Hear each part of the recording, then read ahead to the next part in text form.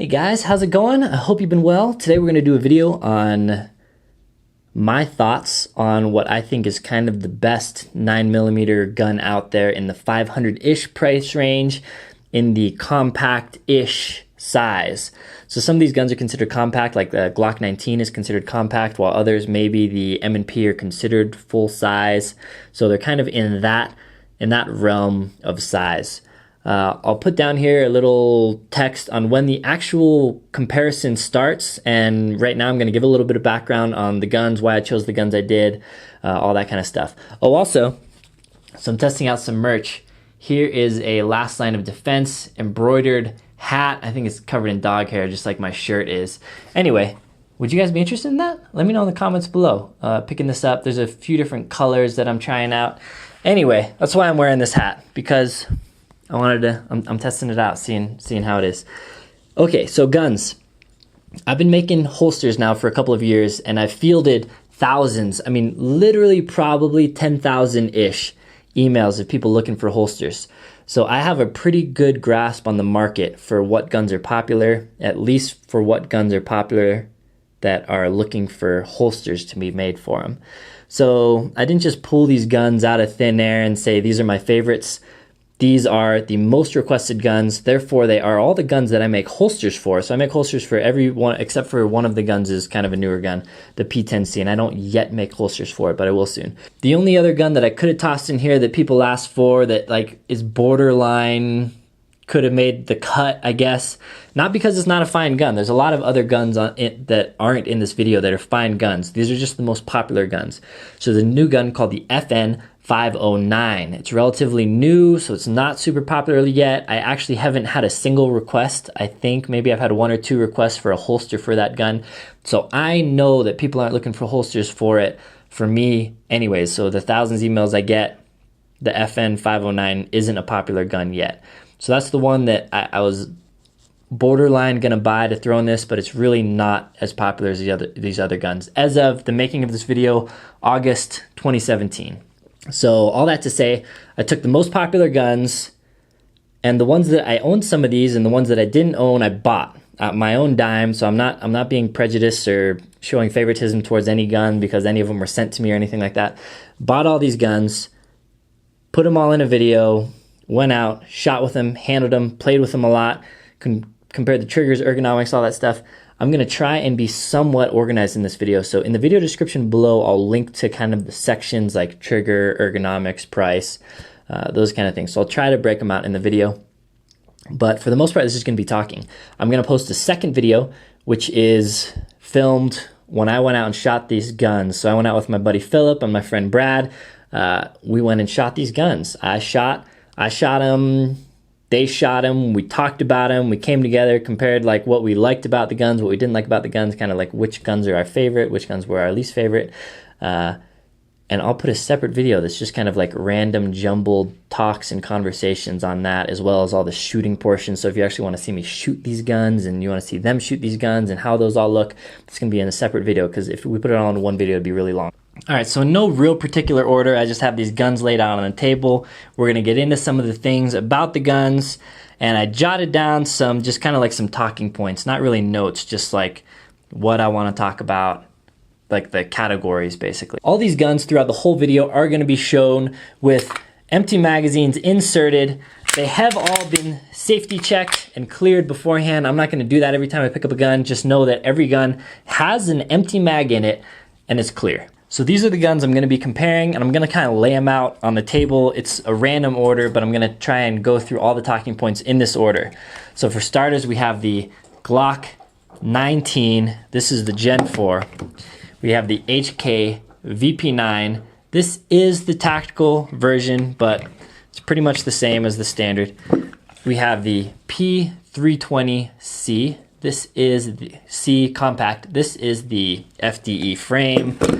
We have the CZ P10C.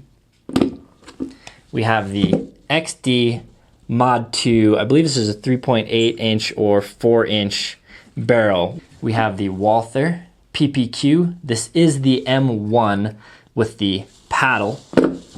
And we have the Smith & Wesson M&P. This is the M2.0, so with the newer trigger and the newer grips and maybe some other things. And then of course we have the 1911. No, I'm just kidding. We're not talking about the 1911. I just try to be funny sometimes in my videos. Usually I fail, but you know, it's better to try and fail than to never have tried at all. Anyways, those are the guns. Those are the 9mm polymer pistols that I'm going to be talking about throughout the duration of this video.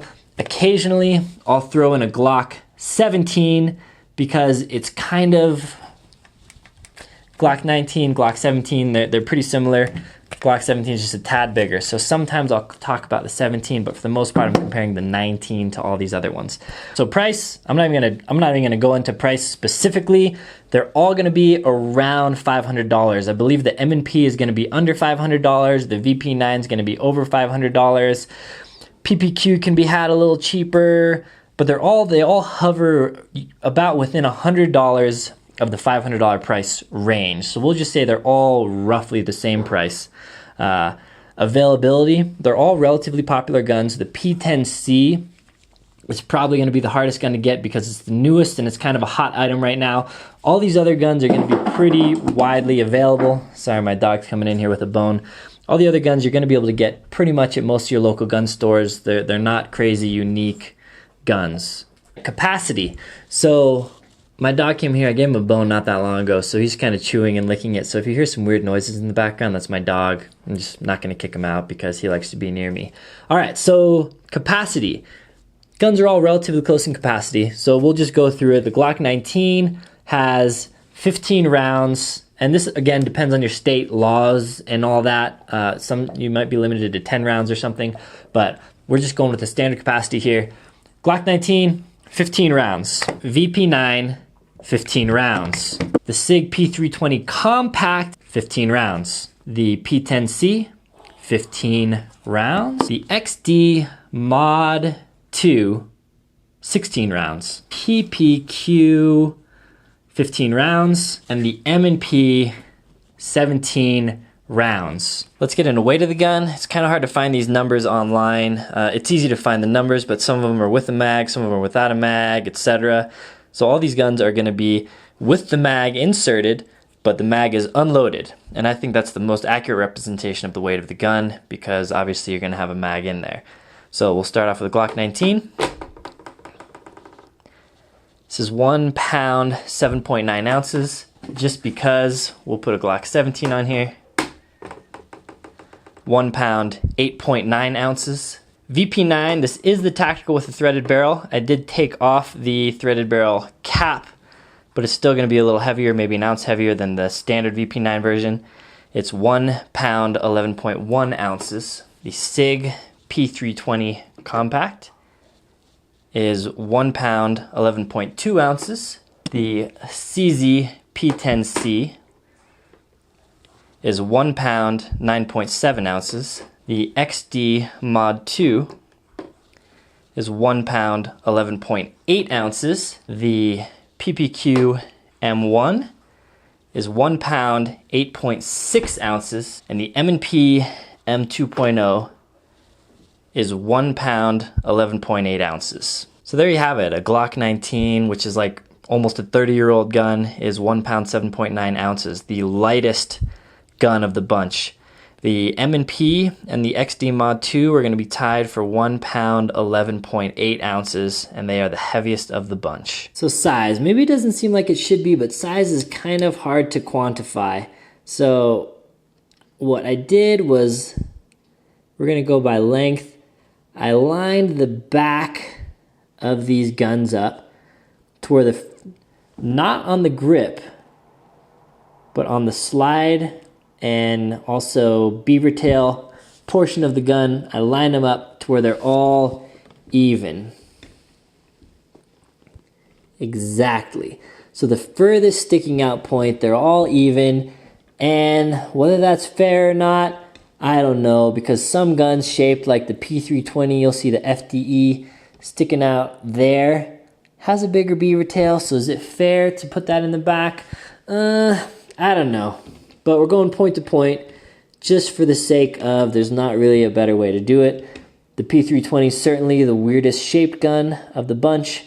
We have the Glock 17 there in the back, the FDE, like poop colored one, and a Glock 19 here in the front. And that's just how it works out in terms of length.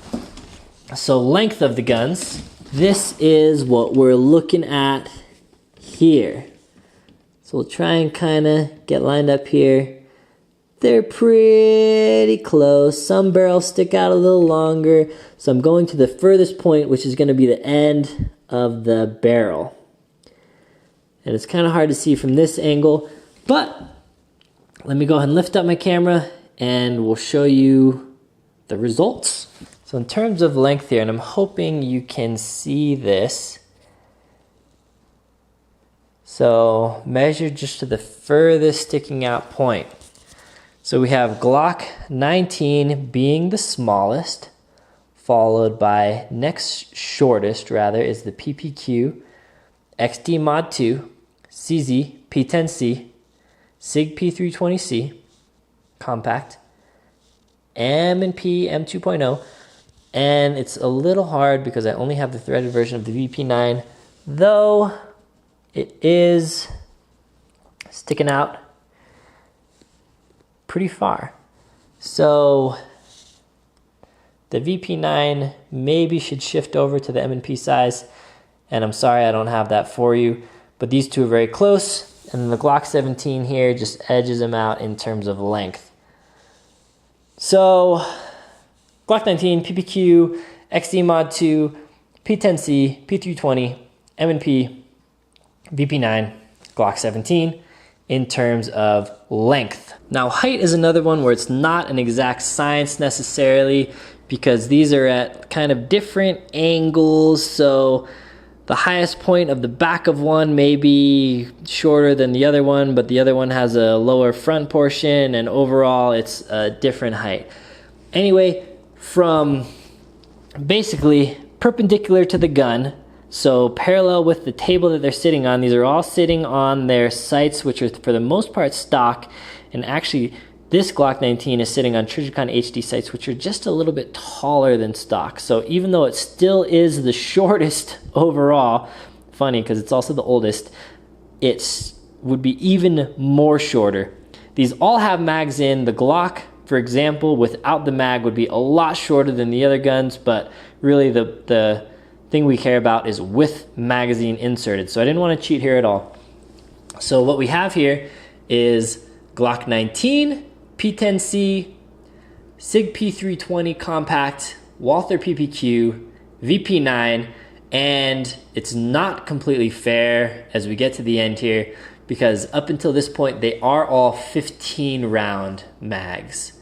This is a 16 round, so it should, in my opinion, it's okay for it to be taller because there's an extra round in here.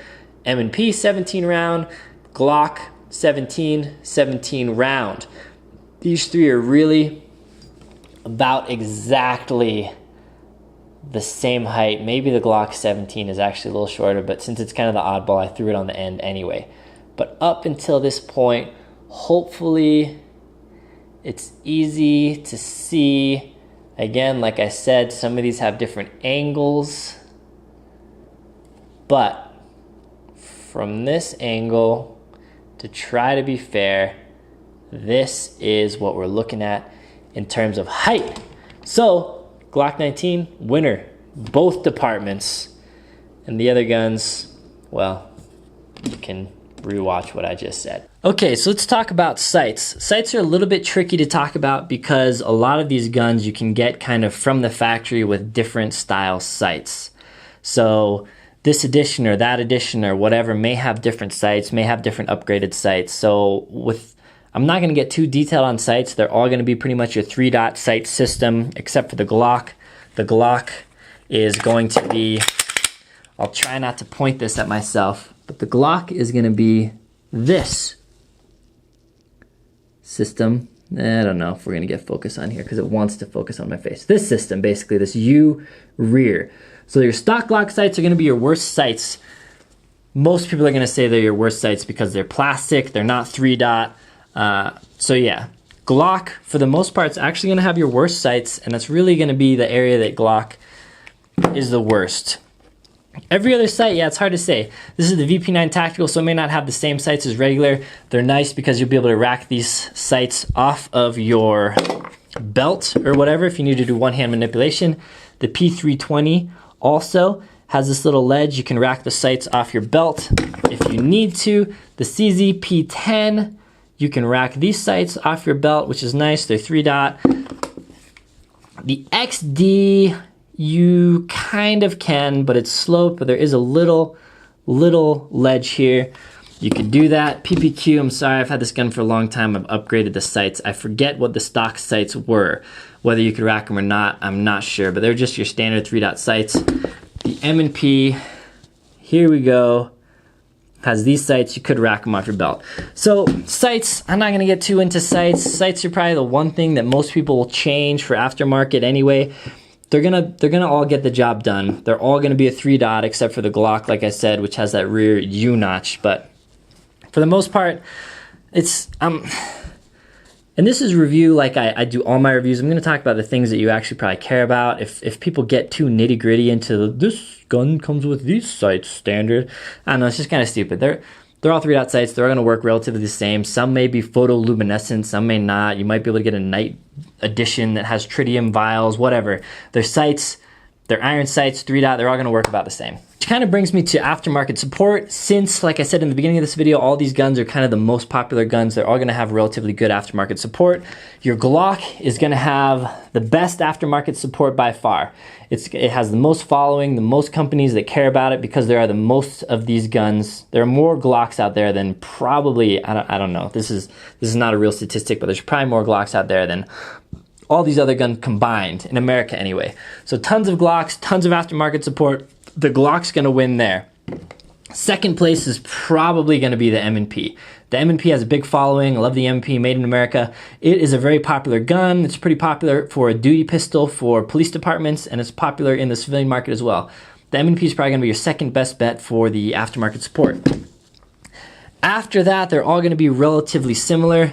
The P320C has a big following, so it might be next for support. The VP9's pretty popular. It probably has some pretty good support. The P10C is the newest of the gun. It'll probably have the least amount of aftermarket for it right now, though they did build it around the Glock size roughly, so it will fit in some Glock holsters, not all. It won't fit in most Glock holsters that are custom Kydex form fitted to a Glock. But I have a feeling that this gun's gonna pick up a lot of steam, and the aftermarket support's gonna surpass some of these other guns pretty quick. The XD, it's gonna have some aftermarket support, and the Walther PPQ probably, this is just a gut feeling, will have the least amount of aftermarket support. But really, all these guns are gonna be the most popular guns, so they're gonna all have pretty good aftermarket support. You're gonna be able to find sights, holsters, mags are gonna be in stock here and there. So Glock wins, then M&P, and the rest, you know, whatever.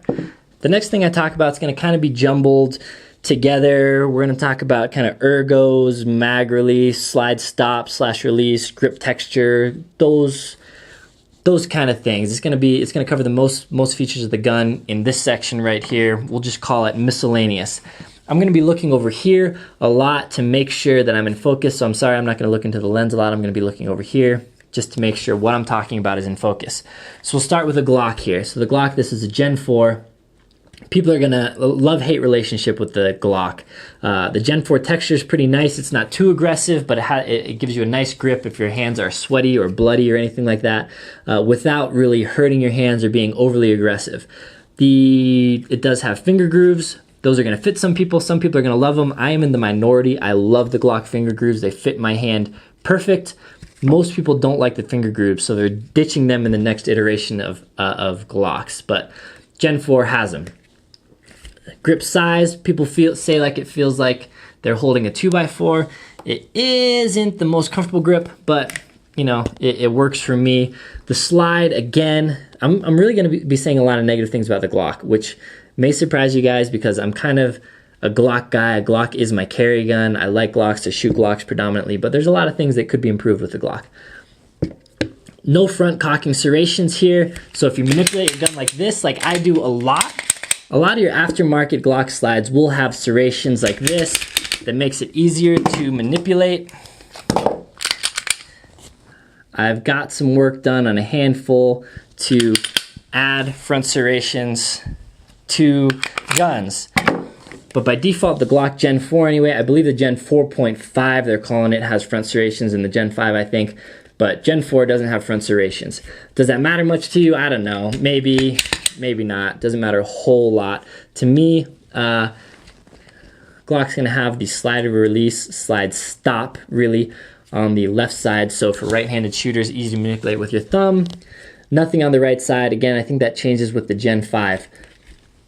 And yeah, that's pretty much it. The Glock does come with back straps, so if you want a bigger grip, there are back straps you can put on here that does add a little beaver tail. So yeah, Glock's not gonna win any prizes in the ergos or anything, but it works well. Certainly not the worst. Well, yeah, certainly not the worst in my opinion, but not the best. VP9 now is gonna be the most comfortable gun to me. In the hand, just holding it. Its ergos are really good. Does have finger grooves. They're not as, I don't know, not as big maybe as the Glock. This little side piece is gonna be adjustable, and the back, or not adjustable, you can change the pieces out. It comes with extra inserts here. And the back strap palm swell comes with extra inserts here. So you can kind of dial in the grip to your hand size. That's nice. So it will, the camera's on a tripod, the gun's empty, don't worry. It can adjust the width of the grip as well as the back strap of the grip. It feels really good in the hands. This gun does have nice slide serrations on the front, nice slide serrations on the rear, so easy to manipulate the gun. It does have a slide stop on your left side as well as your right side, so nice ergos here. Oh, I didn't mention Glock mag release is you can flip it to the other side, but by default it's going to be on one side or the other. The Gen 4 is nice and big, easy to hit. Great mag release on the Gen 4. Sorry, back to the VP9 now. The VP9 has little paddle releases down here, which I'm actually a huge fan of. If this is your carry gun, I would recommend you actually practice with it so you get used to actually manipulating your mag release. What a lot of people are confused about, you do not get this with your thumb, though you can. It's kind of difficult. You got to break your grip quite a bit, for me anyways, to reach it. What this is really meant to do is to be manipulated with your trigger finger. Shoot, shoot, shoot without altering your grip. Drop the mag, boom, back to it. So really nice, but you got to get in the habit of dropping your mag release with your finger. Probably a lot of people hate it, but I kind of like it. All right, I think that is about it for that gun. We have the P320C here now. The P320 grip, again, all these guns are cleared, so try not to worry about too much. I'll try not to flag my face, but grip's kind of girthy. I think it's the girthiest of the bunch. No finger grooves, which a lot of people like. It's not horrible. It's not the most comfortable. I think for me, it's probably the least comfortable grip, but like my friend Brad said, it was one of the most comfortable for him. So again, that's gonna be preferential. This grip angle is going to be the most vertical of the bunch. Me being a Glock guy, when I naturally point this gun, I'm basically shooting the ground. That's how vertical this is. But for you SIG guys, maybe you 1911 guys, this grip will be probably a more natural angle. Front side serrations, it does have those. By default, what you get in the box is this. There's no grip alterations that are going to be available to you. Mag release is nice. It's going to be right-handed shooters on the right side. Nice big button, easy to manipulate. Slide stop is going to be ambi. You're going to have it here on the left side and here on the right side. Sorry, the more I talk, the more I realize there's kind of things I missed. This slide stop doesn't have the greatest texture. It's kind of slippery, but still within reach, easy to hit. VP9 has nice texture, though it is basically flush with the slide. It's not the easiest to hit, but not horrible. Glocks are in a nice place. They sell a lot of aftermarket ones. If this one isn't your cup of tea, it isn't the grippiest, but it's well placed. Stays out of your way, but it's easy to hit. All right, CZP-10C here. This grip is the most aggressive of the bunch. It has good grip, but it's like the Glock Gen 4, but even more aggressive. So it's a series of these little nubs. This will eat up your hand, I believe, over time. It didn't affect me as much as it did Philip. Philip really kind of hated how aggressive the grip was, says it kind of like started hurting his hand after a bit. Does have slide serrations front and rear, really nice, really easy to manipulate the slide, feels really great. It does come with a different back straps, so you can adjust the palm swell of this, and slide stop left and rear. And mag release is the thing that gets talked about a lot. It is ambidextrous, but it is the hardest of the bunch to release. Can you release it? Sure, on an empty mag, it's not too bad. On a full mag, it's harder, but still possible. But really, that's one of the places that I think CZ kind of slipped up and should have released the gun with easier mag release. XD Mod 2, Grip Zone, which is funny. This gun is easy to make fun of. Grip Zone, which ergos feel pretty good to me. They're not bad, has some slight finger grooves here, and the texture's not bad, but the funniest thing to me is they have this stupid grip zone text here, and this is really the area that I want grip. There's no grip in the grip zone, so when I'm grabbing it, my hand is slipping. It's literally slipping where it says grip zone. Get rid of grip zone, put some freaking grip in the grip zone, and it's, it's the stupidest thing. Like, this gun's embarrassing because of the grip zone. Also, Springfield makes some bad political decisions, makes me not want to support the company at all, makes a lot of people really hate the company. I won't get into it too much, but Springfield donated some money to some bad political choices. Look into it online. Maybe I'll put a link so you can research it a little more. Anyway, Springfield's not a company that I would like to support right now, because they've been doing stupid things with their products. They've been doing stupid things with their politics, and also this gun just it's not my favorite. But I think it looks okay other than grip zone. It has front cocking serrations, which are nice. The grip actually fits my hand well. It is comfortable in the hand. It's easy to manipulate. Slide stop is nice. It's on the left side of the gun, so for your right-handed shooters, you'll be able to hit it. Mag release is nice, easy to reach. It's ambidextrous. You can get it on both sides. It's just, I have no qualms with the gun. This part of the review of the gun really feels good in the hand, works well. Yeah. PPQ is great. Also great ergonomics. People will say this thing looks kind of like a high point because it's pretty tall here. I'll get into that later. But grip feels really, really comfortable. It does have some adjustable back straps. Different back straps you can put in here to refine the grip a little more to your liking. Front cocking serrations are nice. Slide just feels like a really quality gun. Mag release, this is the M1. So the M1 has paddle releases like I talked about earlier with the HK. The M2 version has button mag release. So you can get it in either version if you want, if you prefer the paddles or if you don't. But ergos and everything on the PPQ spot on. One of my favorite. Smith & Wesson M and P. So this is specific to the M 2.0 because the 2.0 made some improvements here. The grip texture, my favorite. Oh, it is perfect. It is grippy. It's like a stippled gun. Not too crazy to where it's going to hurt your hand, but man, it is spot on. They did good work with the stippling of the grip. M&P, you can swap out your palm back straps for different size, so you can tweak that a little bit. There are no finger grooves, which people love, and the front is a little thin for me. So I owned an M&P, the version 1 of VTAC, and I didn't really like it. It didn't do anything for me. The trigger sucked, the grip, whatever. But adding this texture, man, it made it a whole different beast. So awesome texture on here. Mag release is on the right. You can flip this around. Nice, easy to hit, great. Slide stop is ambi, right and left. Front slide serrations minimal. Like, I would almost not even consider these slide serrations because they're so low. Slide serrations up higher is really what you're looking for when you're manipulating your slide. I don't even really touch these serrations down there, but you know, it has them. And everything about the gun, you know, pretty good.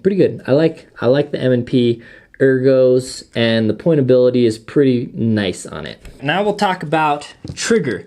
The trigger, it's gonna consist of both the how it feels, reset, pull, how crisp it is, and as well as the trigger shoe itself, how it feels. This is all stock triggers we're talking about here.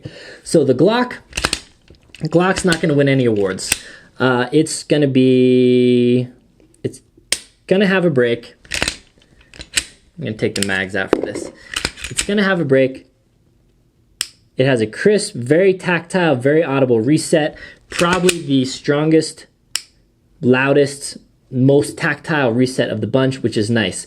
The reset is not your shortest, and then the break is not your crispest.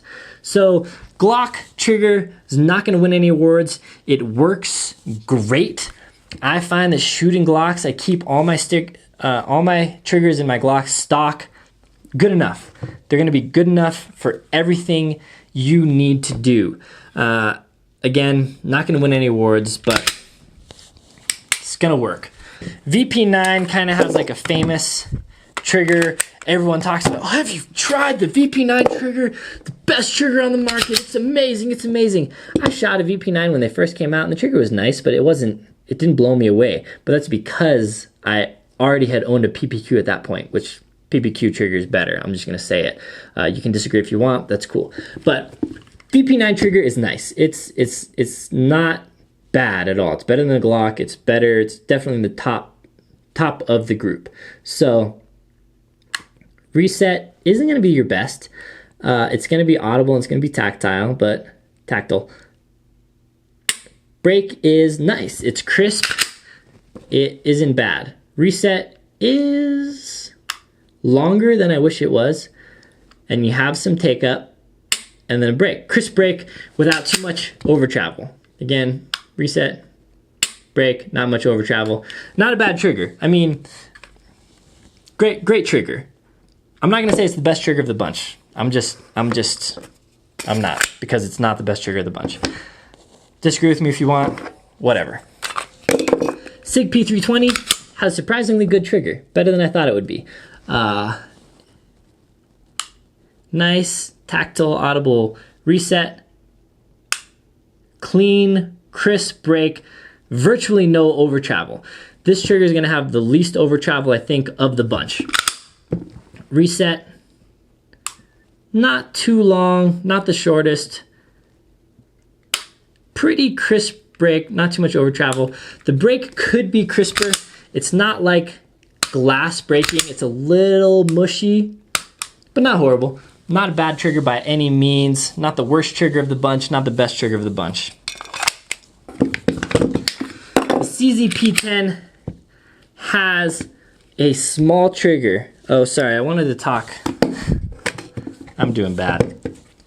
Trigger the Glock, the shoe's not gonna win any awards. It's not the best, it's not the biggest. The little dingus in the middle sticks out further than the rest of the trigger. It's one of my least favorite triggers of the bunch, the trigger shoe. It works fine, but not my favorite.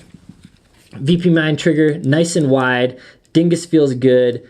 Trigger face is smooth. It's a really nice feeling trigger shoe. So the trigger shoe on the VP9 is really nice. Thing to note about the VP9 is the length of pull. So the distance between this and the trigger is the biggest of the bunch. So if you have small hands, reaching the trigger may not be the easiest. For me, it's great. I kind of like the length of pull. It works well for me. But just to note, this distance from here to here is going to be the longest of the bunch. VP9 trigger is really curvy, or VP9. P320 trigger is really curvy. No dingus, which is giving them a hard time right now because it's not drop safe. I I'm not going to get into it. I'm not going to get into the drop safety of the P320 because I don't know off the top. The same tests haven't been done for all these other guns, so I don't want to speak negatively about the P320 because who knows? Maybe the PPQ does it, maybe the Glock does it. I don't know. Somebody knows, and I think Omaha is going to be doing some more testing, so soon we'll know with some other popular guns whether the P320 is the only guilty one. But right now, P320 is the main one that we're hearing about. You drop it, goes off. The reason for the dingus in all these other triggers is because when you do drop it and momentum pulls the trigger down, the dingus doesn't get pulled down, so the trigger can't be pulled. The P320 is missing that. So P320 trigger, yeah, doesn't have the dingus. Oops, probably should have done it, P320. All right, back in business now. Here's the P10C. Nice trigger, nice trigger. Short reset, nice crisp break, not much over travel. Again, super nice. The reset on this, short, crisp, so we'll let it all the way out. Has some take up, but it comes to a nice wall here and then breaks clean. Really, really nice trigger. The thing I don't like about this trigger, you can kind of see it's kind of a flat face trigger and it's really small. It might be hard to tell, but it's really small. And since it's flat, I found when I'm shooting, my finger's just like jamming itself to the bottom of here. And actually shooting this gun a lot of rounds, I kind of found that my finger gets kind of wedged here and kind of starts wearing on the trigger guard. So honestly, the thing that you're not going to notice is dry firing this gun when you're actually pressing the trigger. It's beautiful. Beautiful trigger. Really, I mean, CZ did great work on this trigger. But actually running courses of fire, shooting a lot, for me anyway personally, and that may just be like maybe I'm pulling the trigger face weird, and this may be, again, maybe a personal thing, but for me, I found my finger comes down in here and kind of squeezes between the trigger and the trigger guard. And that honestly made it lose quite a few points for me personally. But as far as break, over travel, reset, awesome. P10, awesome. It's tied for first place trigger in my book. All right, Springfield trigger. It's garbage. It's the worst trigger of the bunch by far. So it's gonna have a long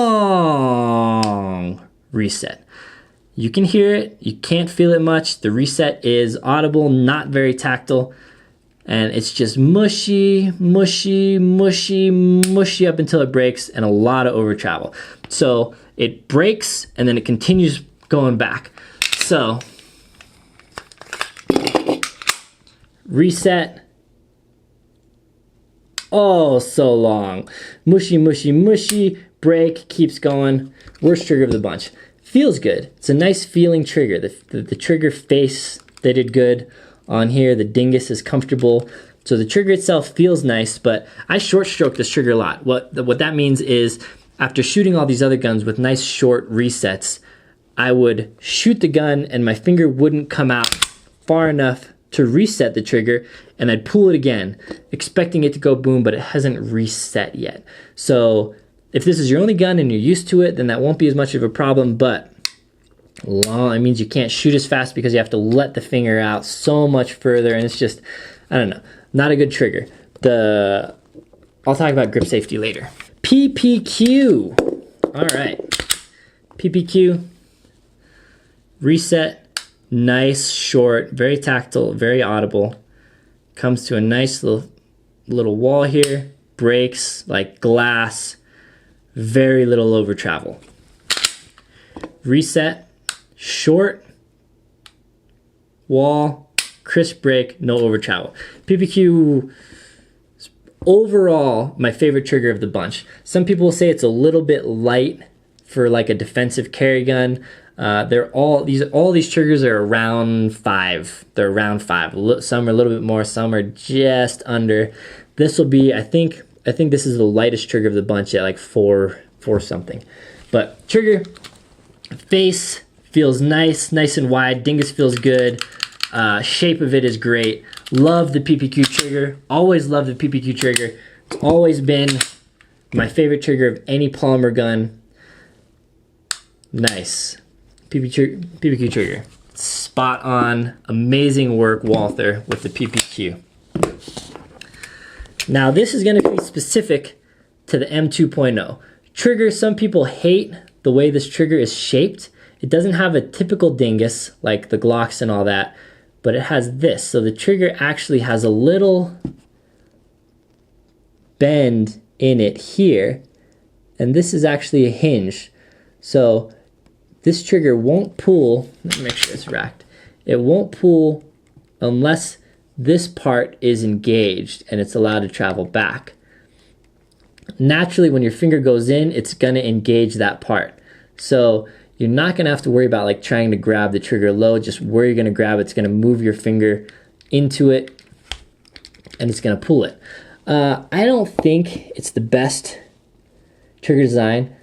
I don't have any problems with it. Philip loved it, loved the shape of it. Brad hated the shape of it, and I kind of fell in between. So it feels pretty comfortable to me, and I don't know. Could you pull the trigger in such a way when you want to fire the gun that it doesn't fire?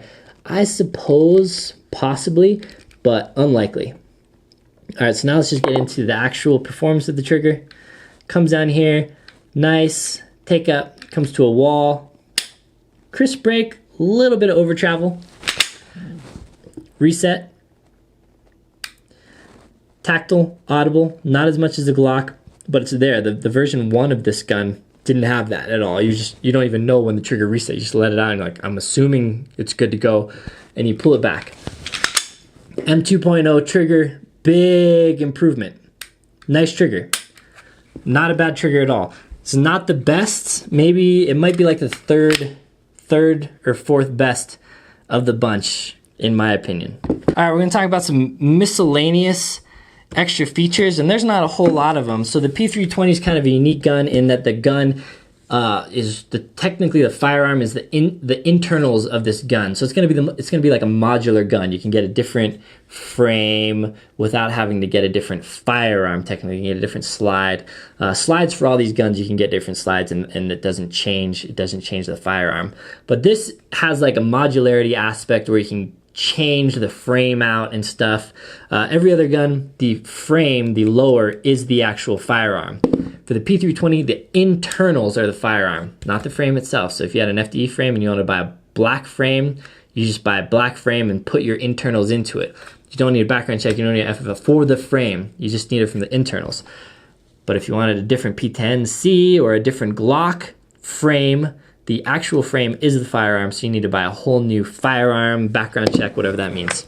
So that's kind of a unique feature. The only other thing that's kind of special to me, I think, is on the Mod 2, we have a grip safety. So a lot of people in the shooting community, a lot of gun guys are gonna hate grip safeties with a passion. 1911 guys are probably gonna like them for the most part. So that's has some pros and cons. If you grip your gun funny or something and are trying to shoot, you may not engage the grip safety and you may not be able to pull the trigger or something. Some people have issues with grip safety. I don't. I'm not one of the ones. I always engage the grip safety. It works well for me. I carried an XDS for a number of years because of the grip safety feature. So when I say that, what I mean is, especially if you're carrying, concealed carrying IWB, especially appendix, when you go to reholster your gun, you don't do it like this. You just break your grip. And I do this with all guns, grip safety or not. Break my grip, put the thumb on the slide like this. Some people are used to that because with a hammer gun, if the trigger gets engaged, you'll feel the hammer trying to go down and you'll stop. You'll say, oh, something's wrong. Grip safety, when you break your hand like this, you're disengaging the grip safety. What that means in practical terms is when you're holstering your gun and the grip safety is not engaged, your gun can't shoot. Your gun can't shoot you. If something somehow something is snagged in your pants and your gun would have gone off, if you're not holding down the grip safety, your gun will not go off. Always good to reholster slowly, check your holster, all that stuff. But added measure of safety, grip safety. So trigger's not gonna get pulled, trigger's not gonna get pulled until the grip safety is on. And rack this thing. Trigger's not gonna get pulled until grip safety is engaged. So grip safety, pros and cons to it. For the most part, the features on all the other guns are gonna be pretty much the same, aside from what I just mentioned. So let's talk a little bit about actually shooting the guns, how the guns feel when you shoot them, because this is an important aspect that you can't really tell just by holding the gun. You can kind of tell by looking at the gun, like how you might assume they would react. But Glock, what we have here allows you to get really high on the gun. So the bore axis, there's a few different names for it, but how high you're able to get a purchase on the grip, how much material is above your grip. The more material above your grip for the most part means you're gonna get more, the recoil impulse is gonna be more flippy. So the higher you're able to get on here, the less muzzle flip you're gonna get, the less muzzle rise, and the faster you're gonna be able to get on target. If you could, for example, hold your gun up here and the recoil would just be straight back, that would have the least amount. But for the most part, Glock, you're gonna get up here really high and nice. Recoil impulse is gonna be not as flippy as pretty much any other gun. It's gonna be the flattest shooting gun of the bunch, really. Glock, great gun, shoots fast. VP9, pretty chunky back here. It's gonna have more muzzle flip than a Glock 19. You're not gonna be able to get back on target as fast as the Glock. Not the worst of the bunch, but in the lower half of actual shootability as far as your follow-up shots. Your initial shots for this, they're all gonna be the same because muzzle flip doesn't get taken into account until your follow-up shots. So first shot, gonna be great. Follow-up shots are gonna be a little bit slower than something like a Glock. But overall, shooting experience of the VP9, really nice, felt really natural for me to shoot, had no problems. P10, this is relatively thin. It's gonna shoot a lot like a Glock. It's gonna shoot pretty flat. You're gonna be able to get on target on your follow-up shots pretty quickly. This is probably one of the best shooting, if not the best shooting. This and the Glock, I think for shootability, are the best in my book, just because they shoot the flattest, they're quickest to get back on target with your follow-up shots. So P10C, great shooter for me. SIG, a lot of space up here. You're not gonna be able to grip as high. It's gonna be pretty flippy, though I assumed it would be the flippiest of the bunch. It's not. I think it's probably the second flippiest of the bunch. Overall, shooting's all right. Again, it doesn't point naturally for me, so I really had to make a conscious effort of getting my sights and really pointing the gun higher than my natural tendency is. But you know, it shot okay. It didn't do anything for me. It didn't move me. I didn't want to shoot this gun. Like some of the other guns, I wanted to put more rounds through it. The P320 just didn't really do much for me. The XD, it's kind of like the P10C. It didn't flip as much. You know, the slide is kind of chunky, but you're able to get up there pretty high. It wasn't too flippy. It's basically the flippiness, the muzzle flip, middle of the road for me. Shooting experience though, for the long travel, the long reset, the mushy trigger, probably the worst shooter of the bunch for me as far as speed and everything. Just shooting experience for this wasn't that great. The PPQ is kind of funny. It's tall up here, reminds a lot of people of the High Point. A lot of people think it's ugly. I think it's a good looking gun, but a lot of people think it's ugly. But so chunky up here. This is the flippiest, most muzzle flip of the bunch. But it makes up for it with the amazing trigger. It gets back on target really nice. It points well. The ergonomics are amazing. So it's not going to be your quickest shooter as far as follow-up shots or multiple strings of shots. But a lot of good things when shooting this gun. Shooting this gun's really, really nice, but very flippy. The M&P, you're able to get up pretty high, not quite as high as the Glock. So the Glock and the P10 are going to be flatter shooting this gun, but it's probably going to be the third flattest shooting gun in terms of that. Trigger again is nice, feels really great. Grip texture, amazing. Grip angle on this is really, really good. Everyone in the group thought this pointed really naturally for them. Again, that's kind of, will vary person to person, but shooting this was a dream. Really, really impressed by the M&P. Even though I've owned an M&P in the past. All right, so closing thoughts, really, what you all what you all came for is maybe my recommendation. I mean, probably you cared about everything. This video is really, really, really long because I talked a lot and there's a lot to talk about and I'm comparing a lot of different guns. So it was long. It is what it is. So in my mind, it's easy-ish to narrow the group. For me personally, again, there's going to be some butt hurt out there. And if you're offended, don't dislike the video just because I preferred a different gun than you. Feel free to comment and say like, oh, I like this gun for these reasons, but it's personal preference. And this is my personal preference. XD Mod 2, for reasons I mentioned before, is out. I think it's the worst of the bunch, both as a company, design cues, and just overall shooting, trigger, everything. I think the XD Mod 2, worst choice. P320C doesn't do anything for me. The other guys really liked the styling. They thought it looked good. One of them thought it felt good. We all thought it didn't shoot that great compared to the other guns. So the P320, nothing inherently wrong with it, but it didn't do anything for me. PPQ is tough. PPQ is tough for me because the trigger is my favorite. Maybe tied for my favorite, but my favorite trigger. It's shot like this. The size of it's okay. It does everything else okay. I mean, ergos are good, but just the flippiness was kind of a big thing for me. And it's funny because I would shoot these guns, you know, I'd be shooting them back to back, and every time I shot the PPQ, I was almost caught off guard by how much it flipped. So that is kind of, I don't know. It's probably the third to last place for me, despite having an incredible trigger and good ergonomics. It's probably going to have the least aftermarket support as well, so it kind of lands it in third to last place for me. Now the next ones are tough. I think following the PPQ in the next last position is the VP9. This is going to break some hearts out there. There are some diehard VP9 fans that think it's the best thing ever. The thing is, the gun is too big for what it is. It's a Glock 17 size gun, but it only has 15 rounds and it doesn't shoot like a full-size gun. You get a gun this big, you get a Glock 17. A Glock 17 is going to shoot better than a Glock 19 because of the size. Everything goes into making it shoot a little bit better than a Glock 19. So for the most part, if you give someone a Glock 17 and a Glock 19, they're going to shoot the Glock 17 better. And that's strictly because of size of the gun. So you get a gun that's this big, Glock 17 size, it should shoot better, in my opinion, than a Glock 19, and it doesn't. Trigger's good, ergos are good, a little bit flippier than it needs to be, a little bit heavier than it needs to be, a little bit, it doesn't do anything great.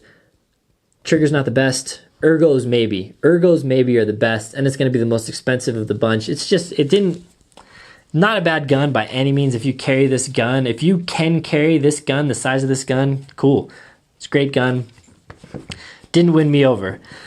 Next, now I thought the P10C was going to be my favorite. I came into this thinking, playing with this gun on my table and just dry firing it and pointing it. I thought it was going to be my favorite. It's very close to being my favorite. Very close to being my favorite, but probably not. If I wasn't so ingrained in the Glock culture, again, this is a little bit of bias because I shoot Glocks. They're my main gun. If I didn't shoot Glocks and I was coming into this blind, the P10 would probably beat out the Glock. So I'm just saying that right now. P10 probably beats out the Glock. But since I'm used to Glocks, I'm going to say I'm holding on to the Glock. P10 is going to be the next. Great gun. This little trigger issue for me, maybe I can overcome that with more practicing, and nobody else reported that the trigger kind of did that for them. But I did shoot all the guns more than the other two guys, so I did have most trigger time with them. But yeah, that little trigger issue is kind of a little bit weird. The grip texture is a little bit too grippy. The mag release is a little too stiff. So yeah, earns the spot for me. Tough, but third place for me. First and second place is tough, man. I didn't think the M&P would be up here. I thought M&P would be middle of the road. I would say it's a tie for me.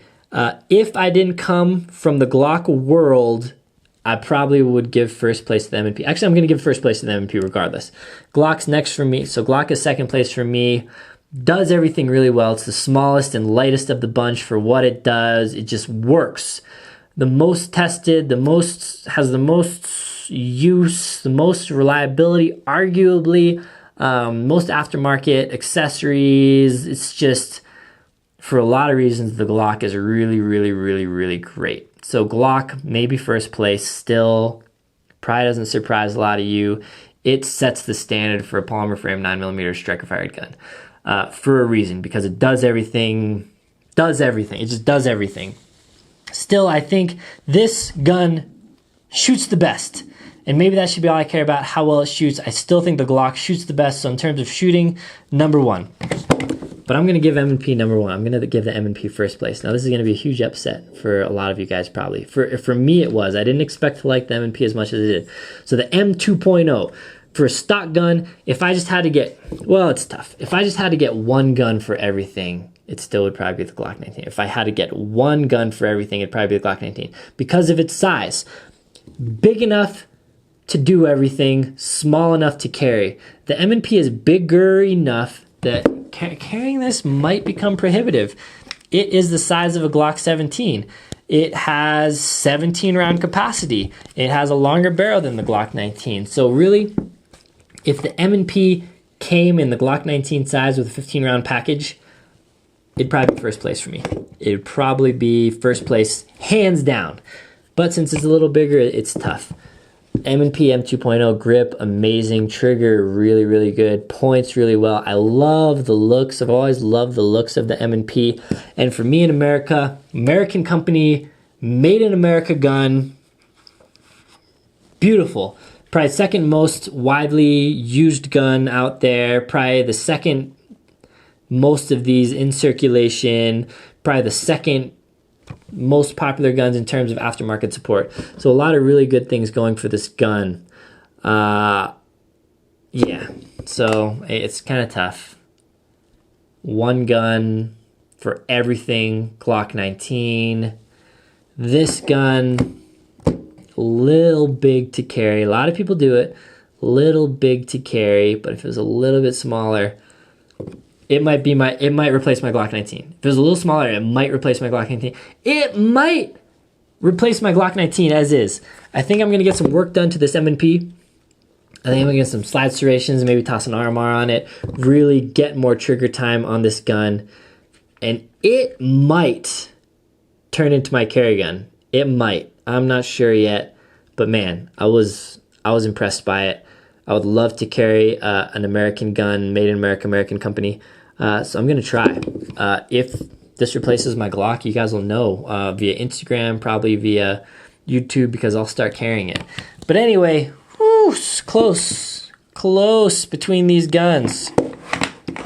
And the P10C has a few quirks, but if those quirks got ironed out, it probably would become my first place. If the mag release was a little easier to press, if the trigger didn't really have that issue, it feels kind of like a cheaper gun. It feels like a cheaper gun. The M&P feels like a more quality firearm.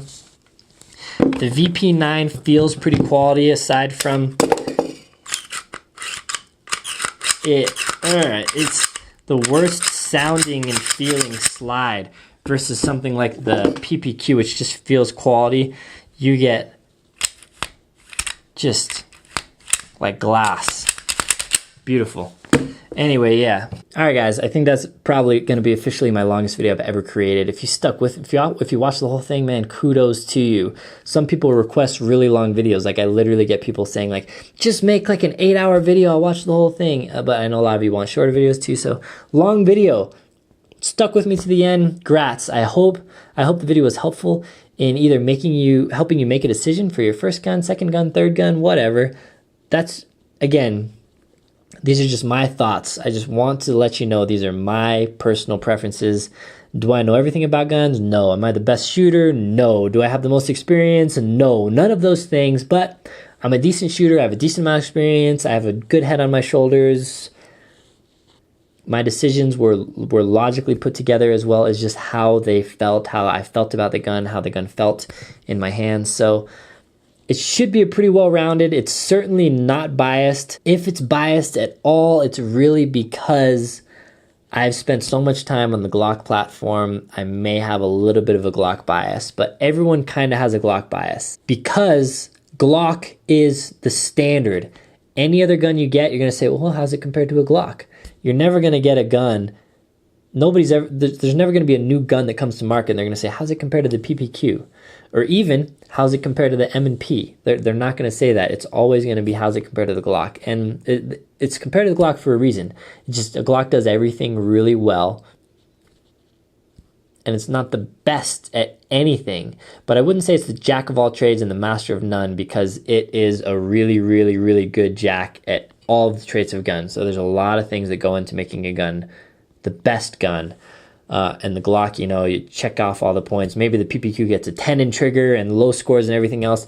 The Glock gets a solid 8 to 9 in every category, and therefore in the end gets the best score. Probably a 10, gets a 10 in aftermarket support and reliability. So some really important things that make Glock a really good gun. So if you're gonna get one gun, one gun to carry, home defense, everything, you cannot go wrong with the Glock 19. Small enough to carry, perfect. Great gun, Glock perfection, even though it's not perfect. Now, if you want a gun that's a little bit bigger, made in America, has some really, really great things going for it, but might be a little big to carry, we'll go for the M&P. That's it, guys. Again, in the next few days, hopefully, maybe a week, I'm not sure. I make videos, I record them, I put them together as I have time. My schedule's always different. I'm not one of those YouTubers. It's like I'm going to release a new video every Wednesday. My life is too hectic for that.